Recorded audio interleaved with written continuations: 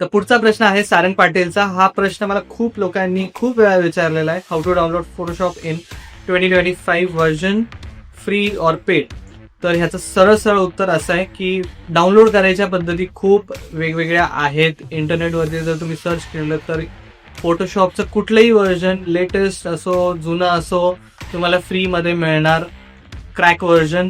एकतर पहिली गोष्ट, फोटोशॉप हे पेड सॉफ्टवेअर आहे. हे फ्रीमध्ये डाउनलोड करणं बरोबर आहे चूक आहे हे तुम्हाला माहिती आहे. हे बरोबर नाही आहे, कारण ही एक पायरेसीमध्ये येतं, जे मी तुम्हाला कधीच रेकमेंड करणार नाही. पण काय असतं, जेव्हा आपण सुरू करतो डिझायनिंग, तेव्हा आता जर तुम्ही ॲडोबवरती गेलात, ॲडोबच्या वेबसाईटवरती गेलात, adobe.com वरती, आता जर तुम्ही प्लॅन्सवरती गेलात तर तुम्हाला दिसेल की इथे क्रिएटिव्ह क्लाउड म्हणजे याच्यात सगळे सॉफ्टवेअर इन्क्लुडेड असतात. ह्याच्यात सगळंच येतं.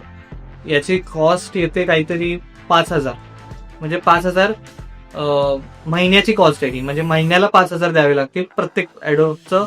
ह्याच्यात तुम्हाला प्रत्येक सॉफ्टवेअर मिळतं. Premiere, after effect, illustrator, Lightroom, Photoshop, सगळे सॉफ्टवेअर मिळतात. पण ह्याच्यात कधीच प्रॉब्लेम येत नाही. ही एक गोष्ट आहे की तुम्हाला एकतर लेटेस्ट सॉफ्टवेअर वापरायला मिळतं, त्याच्यातले नवीन नवीन फीचर्स लगेच वापरता येतात, आणि त्यामध्ये काही प्रॉब्लेम सुद्धा येत नाही.